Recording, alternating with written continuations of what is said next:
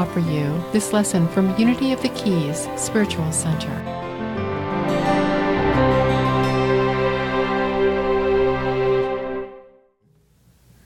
Morning, everybody. Morning.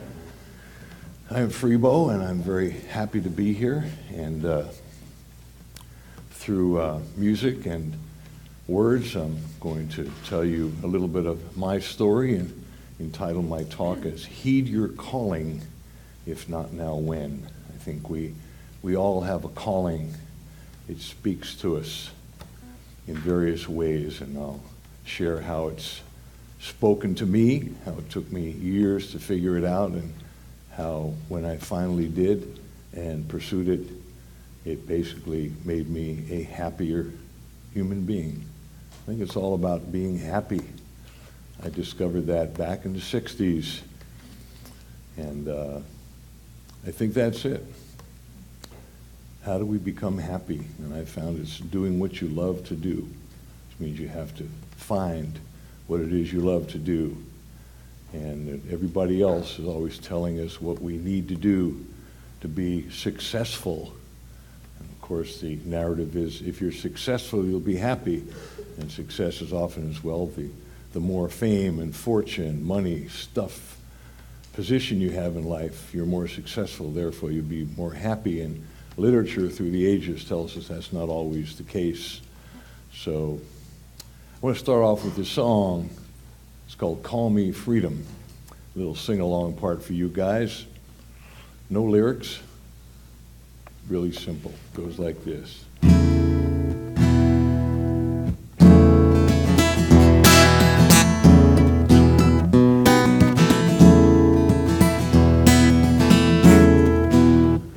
I was born into a boundary, someone else's dream. Half awake and headed to a dead-end destiny. Then a wind came out of nowhere, caught me by surprise. It awoke me from my slumber and it opened up my eyes.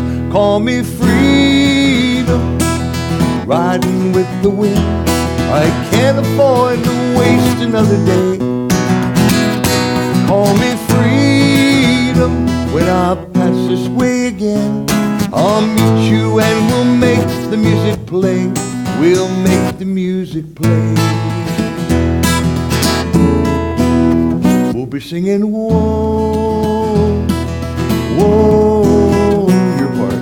Whoa, whoa, I can't hear you. Whoa, whoa, one more time. Whoa, whoa. Well, it ain't about the money, and it ain't about the fame.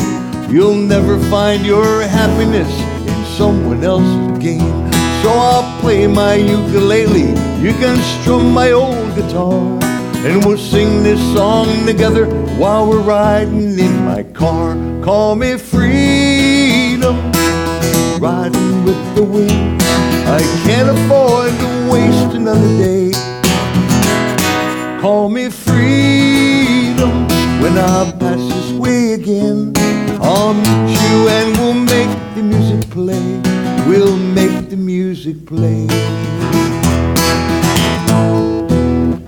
Singing whoa, whoa, whoa, whoa, harmony. Whoa, whoa, one more time. Whoa, whoa, yeah.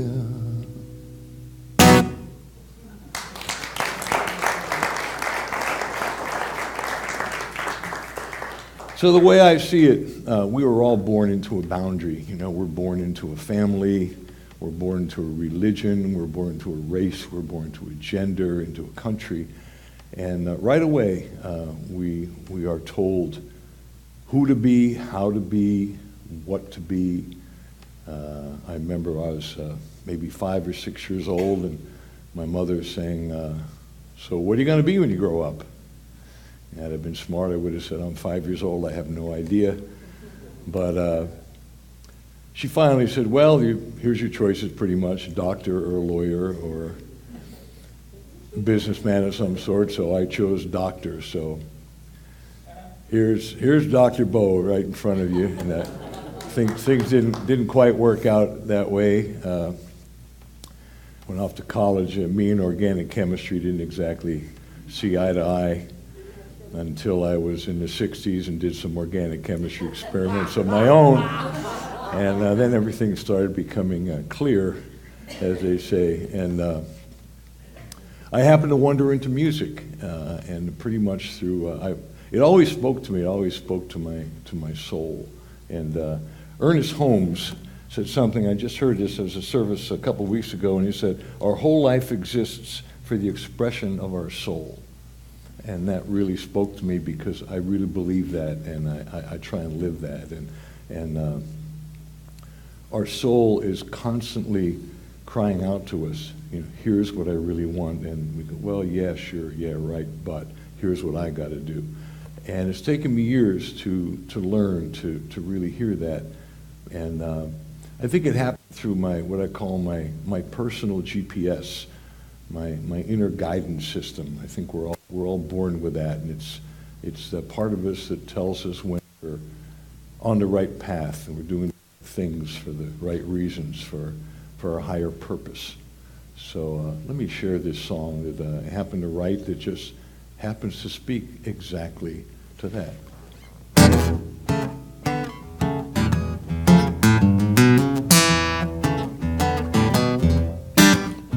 Let me tell you about my angel, the one you never see, my everyday companion, living deep inside of me.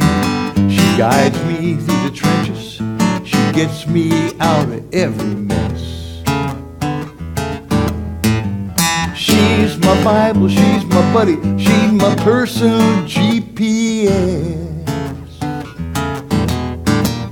Well, she leads me on my journey, she leads me to the goal. She's always on the money, never leaves me in the cold. And every time I listen, I wind up being truly blessed.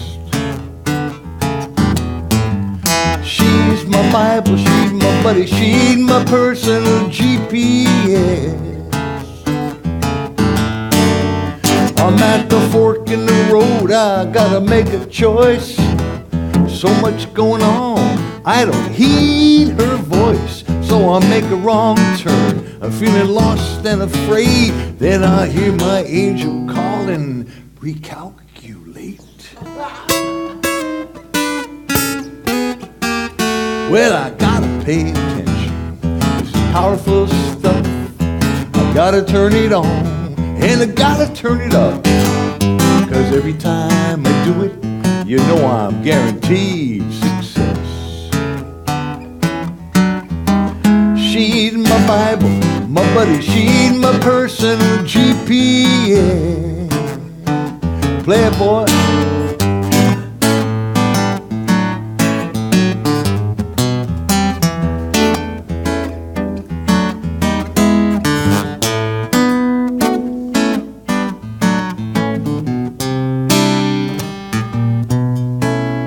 Well, I'm floating, lost and lonely, I'm drifting in the dark.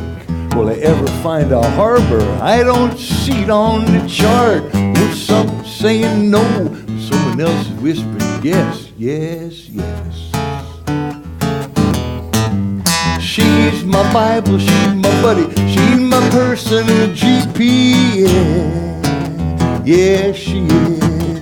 She's my Bible, she's my buddy, crystal clear and never muddy. She's my Watson, she's my tunnel, never tardy, always prompt. She's my Sherpa, she's my guide, never runs and never hides, truly awesome, she's the best. She's my personal GPS, my personal GPS. She's my personal GPS, yeah, she is. She's my personal GPS, yes, yes.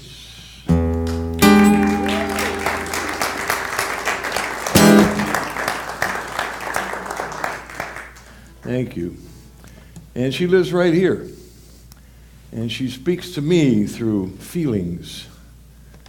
For years, I didn't pay any attention to my feelings. I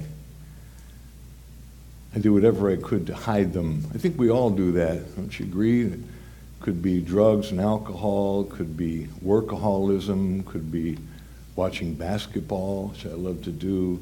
Almost anything is to avoid our feelings, because our feelings are uncomfortable. But what I learned through the years is that my feelings, it's the window to my soul. It's what's really going on with me, and I need to pay attention. And my GPS speaks to me through, well, when things are going right, when I'm doing the right things, the right thing for the right reasons, just like a GPS, just keep going straight ahead. Everything is cool, calm, and collected. But when I'm not doing the right thing, and I don't always know it, I get what I call a burning, churning, yearning going on. It's a burning. It's somewhere between here and here. It's a discomfort, a dis-ease. And I've learned to pay attention to that. And there's a yearning, and the yearning is the calling. There's something that I'm supposed to be doing that I'm not doing, and I'm frustrated about it. And I've found for years that, blame everybody else, everybody and everything, until I metaphorically saw the three fingers pointing back at me, right? And it happened to me even when I was, quote, successful. I remember in my failed college career, I came home one day and I said to my mother, I said, Mom, I'm going to be a musician. And of course, there was a long silence. And she finally said, well, you'll never be a success till you play at Carnegie Hall. She was that way. If it's not in the New York Times, it's not real. And, you have to have these rewards and awards to be successful. So turns out a couple years later, I called her up and said, Mom, I've got front row seats for you and Dad at Carnegie Hall. I'm playing there with Bonnie. So I guess at that point I was a success. And yet, every day I would have that dis-ease, that burning, churning, yearning, and I couldn't figure what it was. And I seemed to be successful. I was doing what I loved. I was pursuing music, which again just happened. John Lennon's expression, life's what happens when you're busy making other plans. And very often things don't work out, but as they say, everything happens for a reason. And in my life, that's definitely been the case. Every failure of mine led to something where I was supposed to go. To me, the only real mistake is the one you don't learn from. And so far, I seem to have learned from all my mistakes. Sometimes I have to make them 2 or 3 or 4 times, but eventually I seem to get it. So I found it, and I smoked a lot of pot back then. I call it my proverbial aspirin from my proverbial headache, and it worked. But I never stopped to figure out what the proverbial headache was about. And eventually I did. Eventually I realized that in playing music and doing all these wonderful recording sessions for some great folks and playing with some great folks, playing bass, because that's the way I defined myself. We tend to define ourselves as other people define us, we put ourselves in the box. And I was a musician, I was a bass player, that was my role, that's what I did. And I think I did it pretty well. And the reason I did it well was not because I had great technique, but I understood the whole of the music. You know what I'm talking about, Larry? I saw Larry play last night, and really wonderful stuff, really enjoyed that. But I understood what was going on in music, so as a bass player, I kind of knew what to play underneath it, what would support it. But because I understood the totality of the music, I had all these ideas, and I had no way to express them except through my bass. And ultimately, that was my frustration, because I knew what I thought the guitar player and the drummer should play. I knew what I thought the singer should sing, but I somehow didn't have the courage to do it myself. I didn't think I could. I was limited by my own limitations. Oh, I'm not really a singer, Well, I become a singer because I've taken some vocal lessons, and I made some choices along the way, and each choice I made led to the next choice. You know how that is? You make a choice, and that puts you in a certain place where it leads to the next one, it leads to the next one. Like my friend Juliana out here. Successful housewife and working at her company, but she always wanted to sing. And one day she said, I'm going to do it, damn it. And she's just finished her second record, and I dare say you are heeding your calling, and it's working for you. I just noticed a change in the last couple of years, and I can tell you how it's working for me, because it didn't happen until my mid-40s till I started seeing those three fingers pointing back at me. And I said, I got to start writing songs. It just came out of nowhere. And the reason I thought that was because if I write the song, then I'm the guy who has the totality of the whole thing. I can dictate what's going to happen. I can orchestrate this song. Not because I needed it for my ego. My purpose, my soul had all these ideas that wanted to express itself. We need to express ourselves. And so I realized that the song was a vessel through which I could put all my ideas into. And at that point, in my mid-40s, I thought, it's too late. You know, I wish I'd have started this at 35, at 25, at 15. And of course I blamed everybody and blamed myself, and loaded with the regret and the doubt. Oh, gosh, maybe I can't do this. But I realized that if I don't do this, by the time I'm 55, I'll be in the same damn place that I'm at now at 45. And so I thought, I got to do this. And I got to tell you, I'm way past 45 now, and that burning, churning yearning is gone. It literally is gone. I don't have any nightmares anymore. I don't have any bad dreams. I have some interesting dreams, like we all do. But there's no negativity, because, as Ernest Holmes says, I'm expressing my soul. My soul is expressing itself. And so that's what I put out to y'all, that there's something out there that we all have some sort of a calling. It could be simple. It could be something like, one of these days I'm going to join a gym and start to exercise, or take my walk, or stop drinking, or learn to play the guitar, or whatever it happens to be, And again, your GPS is going to tell you that. It speaks, however it speaks to you.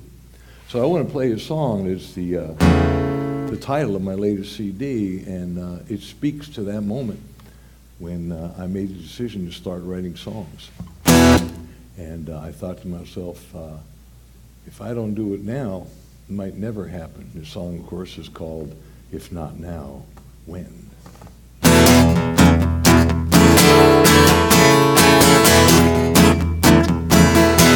When I was a young boy, I had these dreams.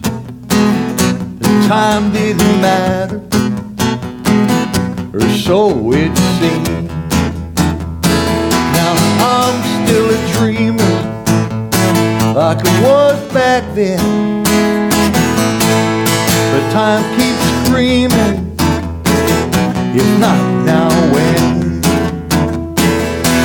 Hundreds of heartaches and broken down plans, so many what ifs, and what if I can't? My fear held me captive, caged in a pen. It's time to break free, boy. If not now, when? If not now, when? If not me, who?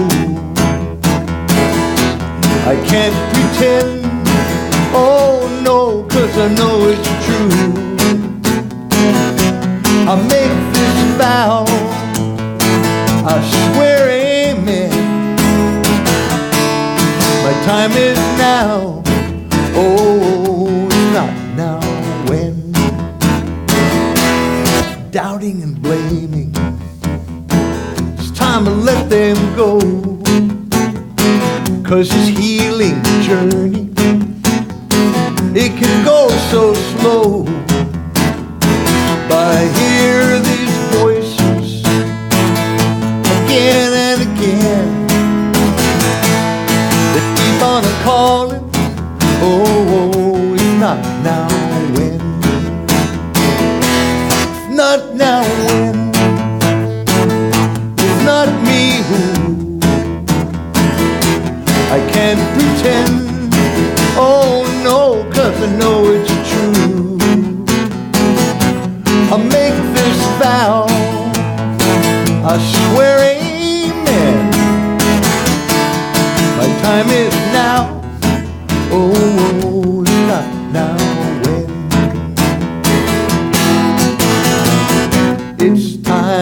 take this leap of faith without a net. Hello to destiny and goodbye regret. Sing along. If not now, when? If not now, when? If not me, who? If not me, who? I can't pretend. I can't pretend, 'cause I know it's true. 'Cause I know it's true. I make this vow. I make this vow. I swear amen. I swear amen. My time is now. My time is now. If not now, when? If not now, when? I make this vow. I swear amen. My time is now. Oh, if not now, when? Say it again. If not now, when? One more time. If not now, when?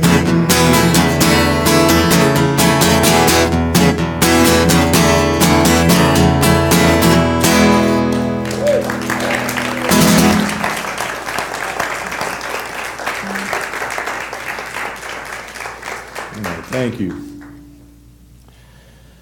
So back to my mom for a second. So obviously a seminal figure in my life, and here's the doctor standing before you.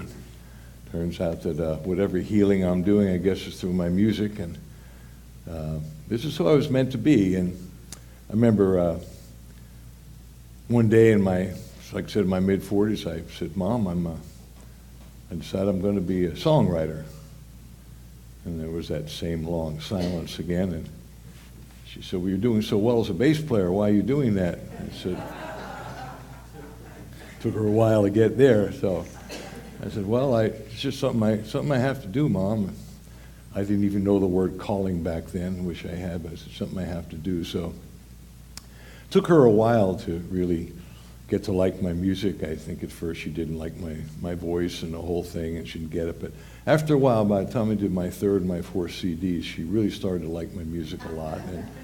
And maybe because I got better at doing it, because, you know, I do work at what you got to work at these things, whatever craft you choose, you got to work at it. You don't have to, but if you don't get any better. So I find the better I get at whatever it is, whether it be football as a kid or playing pool or shooting basketball or playing guitar or singing, the better I get, the more fun I have.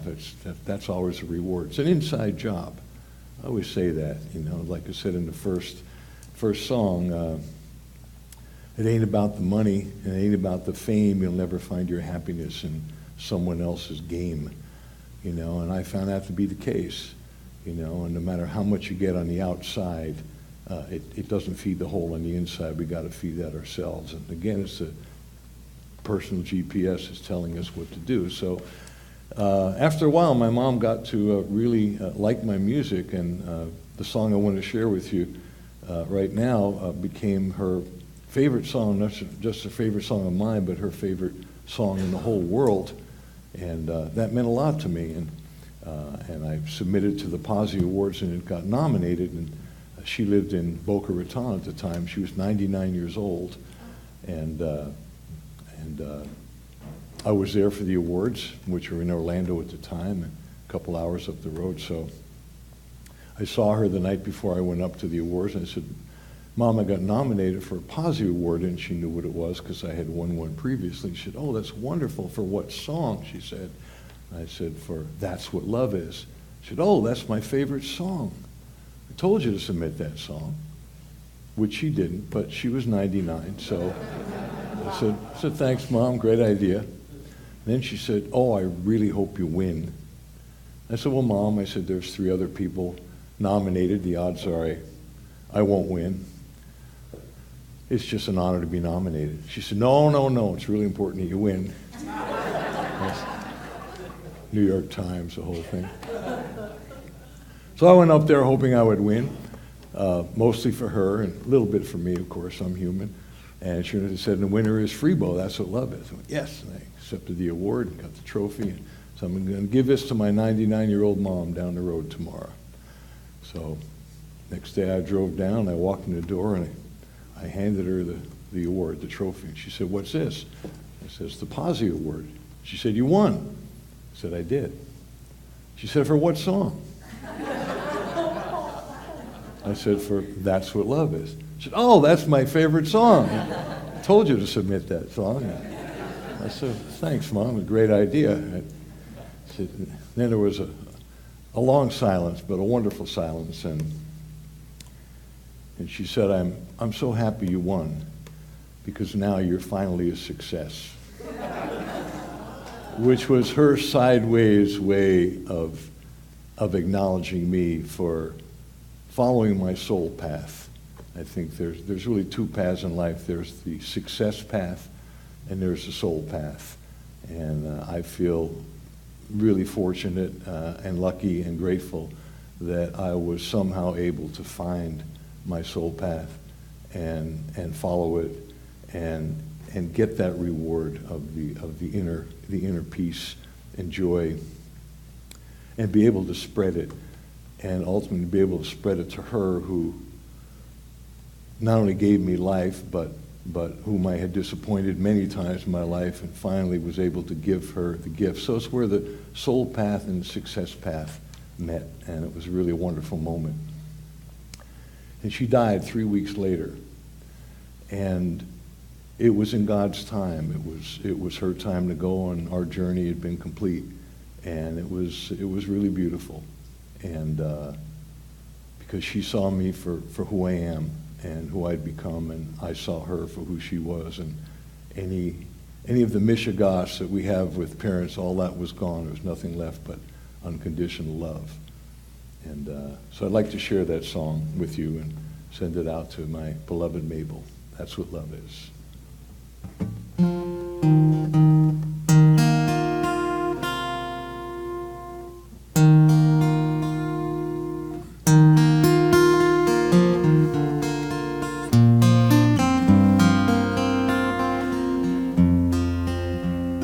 It's a whisper you hear in the midst of your fear. It's revealing. It's a part of the heart, and it's just who we are. It's so healing. It's a power inside, always wins over pride, never judges, and it strengthens and comforts us all. That's what love is. It's a healer of souls, makes the broken ones whole and completed. It's what gives you the strength and the hope when you're feeling defeated. It's a compass and guide, and it won't be denied, so we trust it. It's the light in the dark of it all. That's what love is. And it's patient and kind, and it's deaf, dumb, and blind to the madness. It's the ace of the dealer of truth. It's the healer of sadness. It's a place that you know from so long, long ago, and it's freeing. And you feel when it's there, 'cause you're able to share from your being. And it takes us all higher, and it lifts and inspires all it touches. It's the best part of being alive. That's what love is. And it's patient and kind, and it's deaf, dumb, and blind to the madness. It's the ace of the dealer of truth. It's the healer of sadness. It's beyond right or wrong, and it's not weak or strong. It's not winning. For the young and the old, it's a brave and a bold new beginning. It's the peace and the hope. It's what helps us to cope. It's forgiveness. It's the light that will always endure.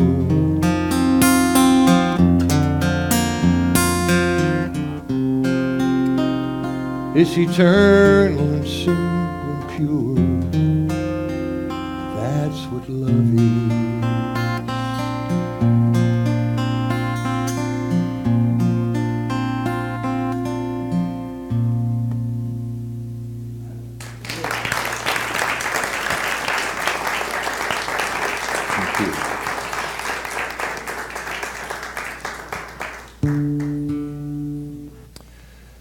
Yeah, so what's this whole thing about? You know, we're born and we die, and that span in between is our life, right? And we don't ask to be born. We don't know when we're going to die, but here we are. So for all of us, it becomes a question of what are we going to do with it? And I prefer to think of it as, well, I kind of go to my funeral metaphorically. I think to myself, okay, that's going to be the end of my life, and what are people going to say about me? And on my deathbed, what am I going to think about myself and what I did, what I didn't do, who I am, what I did with my life? And I started thinking about it one day. I was at a friend's funeral. I started thinking about my own funeral. I thought, well, geez, I hope my funeral is a celebration of my life. And that made me think that, okay, I need to look backward from my funeral into present time and go, okay, if I want people to think such and such about me or think such and such about myself, what do I want on my tombstone, so to speak, that I need to come back into present time from that place back then and say, what do I have to do now in present time, right here, right now, if I want to get a standing ovation at my funeral? And I'd like to get a standing ovation at my funeral. I think that would be a nice, that would be a nice thing for everybody. Can you imagine that? If all of a sudden there you are in your coffin, and believe me, you'll be there. I know I'll be there. And just picture it, all of a sudden everybody stands up and goes, nice prolonged, you know, nice job. Standing ovation, a celebration for a job well done.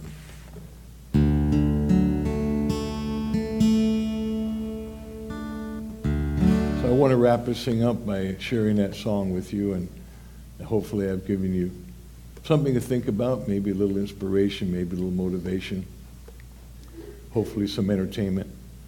And I thank you all for listening, and thank you to Unity of the Keys and everybody who had anything to do with my being here, and however many years it's been, but I sure do enjoy it, and standing ovation.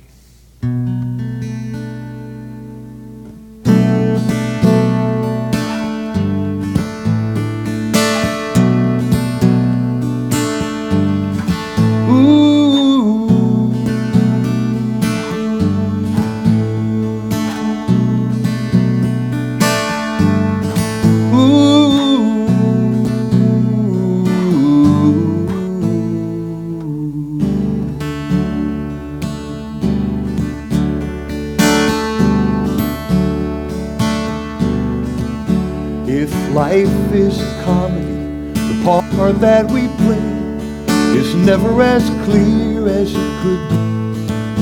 Or maybe a drama, who is to say, but it always turns out as it should be. And if I am a player who's played his part well and did it with humor and grace, when I die, give me a standing ovation, a celebration for a job well done. No need to cry, it's not my final destination. I'll be at the station when the train comes by. Ooh, you write your own story as the pages unfold. you're never quite sure of the ending. Maybe it's destiny, maybe it's choice, maybe we're all just pretending. In a tale of a lifetime, if it all comes around and you only receive what you're sending. But when I die, give me a standing ovation, a celebration for a job well done. No need to cry, it's not my final destination. I'll be at the station when the train comes by.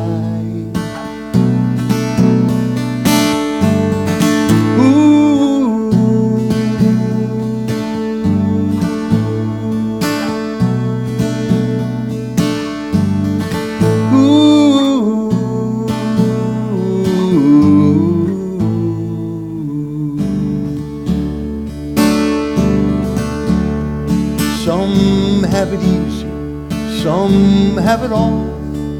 Some work so hard for so little.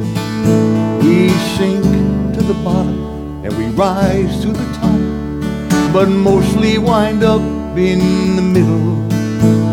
The more we are different, the more we're the same. I'm just one more who's worked through the riddle. And when I die, give me a standing ovation, a celebration for a job well done. No need to cry, it's not my final destination. I'll be at the station when the train comes by. When I die, give me a standing ovation, a celebration for a job well done. No need to cry, it's not my final destination. I'll be at the station when the train comes by. Yes, I will.